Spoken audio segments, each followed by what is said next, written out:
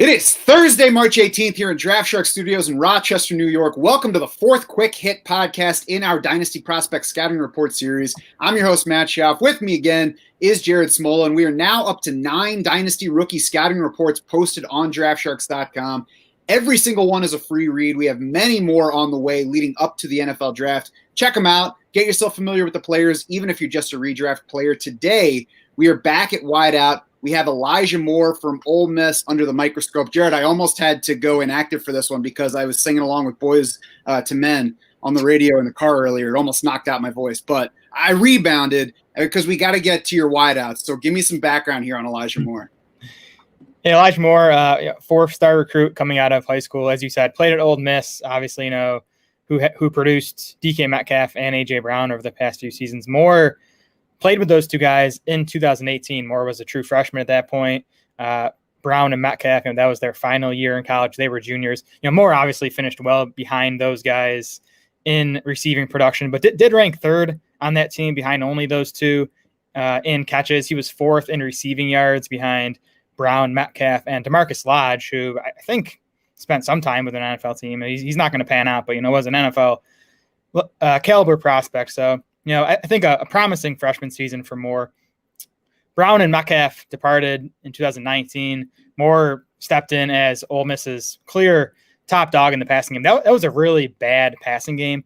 No one besides Moore even reached 200 receiving yards on that team. Moore went for 850 receiving yards, 6 touchdowns, 67 catches, nice market share numbers, 36% of the receptions, 37% of the yards, 55% of the touchdowns. Then took another pretty massive step forward this past season. Was really the most productive receiver in the entire country.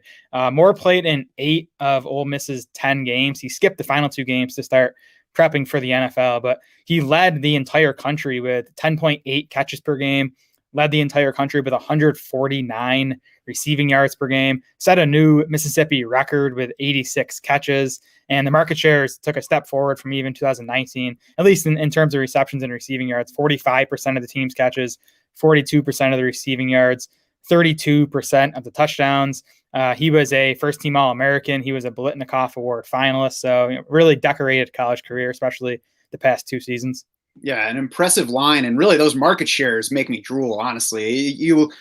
And Moore might highlight what makes that an important stat to consider, because you look at his 2019 numbers and you probably think, 67 catches, 850 yards, 6 touchdowns, not all that impressive on their own, but he dominated usage, as you mentioned, in a bad passing game. The whole team completed just 15 and a half passes per game that season, averaged less than 1 touchdown per contest. So much more impressive were his numbers when you put them in proper context. Let's get to the film review portion and see just how he looked with all those catches, though, Jared.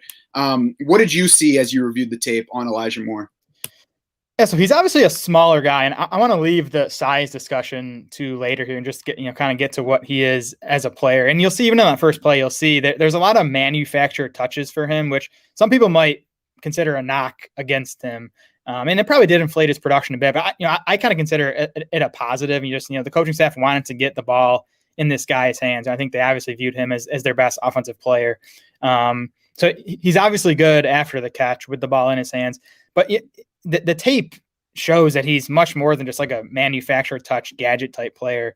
He is really good making catches in traffic and through contact, which was important for him in college. It's going to be important in the NFL because Moore is going to be a slot receiver. He's going to be working over the middle of the field. He can also get deep, though. He had 11 catches, 20 plus yards downfield this past season. That was 9th most among all draft eligible receivers.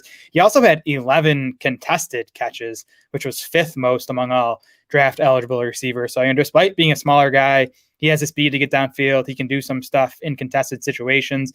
Moore also has some of the best hands in this class, definitely among the guys I've watched so far. Pro Football Focus charted him with just 10 drops on 200 career catchable targets, so a 5% drop rate, which is really strong. Yeah, I mean, you mentioned the manufactured touches thing. I think that it's a negative if that's what all their production came from and you're just comparing the numbers of wide receivers. But if a guy displays that he can produce in other areas, then it can only be a good thing that his team was looking to get him the ball as often as possible. What do you think the outlook is? What is your comp for Elijah Moore? Yeah, so the knock against him is going to be the size.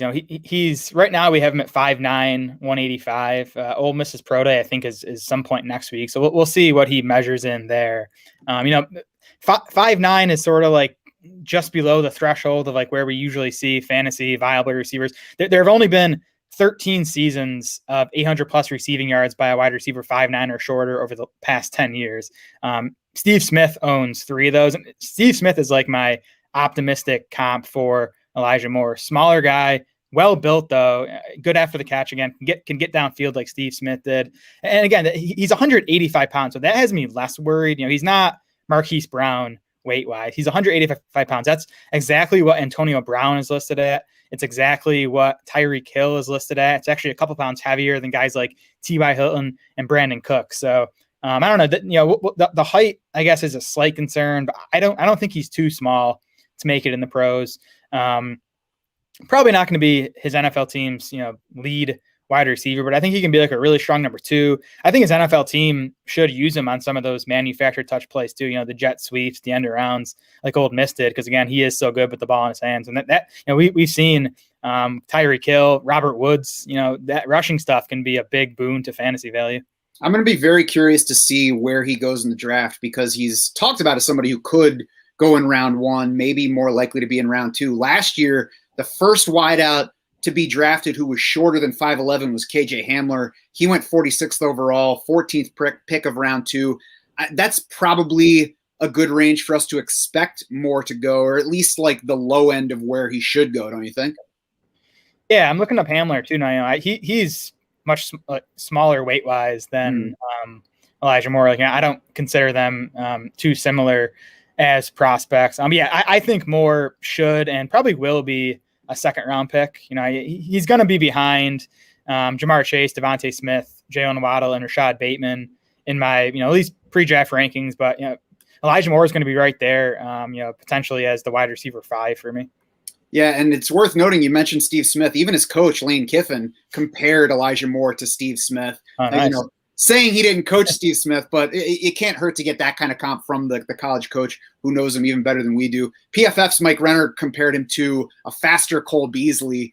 That might seem not nice, but Cole Beasley's gotten better over the past couple of years, and maybe that sets a fairer bar for expectations for Elijah Moore. And if we look at recent Cole Beasley, I think Elijah Moore would probably take a career along the lines of what Cole Beasley is doing right now with the Bills. Yeah, I can see that comp. I think Beasley is like quicker in his routes, probably a better separator. I think Moore, though, can do more downfield and is probably even better than Beasley after the catch. So I think Moore has a chance to have a better career than Cole Beasley's had. Check out DraftSharks.com for a new profile basically every day up until the NFL draft. Tomorrow, it will be BYU quarterback Zach Wilson rounding out the top 4 on most folks' QB boards. We've already got the other top 4 on the site, so check all those guys out. As I've mentioned, the prospect scouting reports are free to read, but you should lock in your DS Insider access now. That way you can see where all these guys land in our up-to-date Dynasty rankings. You can also access our 2021 fantasy rankings and MVP board. They are live for the first time ever this early in the year, because you're probably best ball drafting if you're watching us right now. So get on it. You can also find us on Twitter. We are at Draft Sharks. Jared is at Smola DS. I am at Schauf DS. It's SCHAUF. For Jared Smola and the rest of the Draft Sharks crew, I'm Matt Schauf saying thanks so much for swimming with us.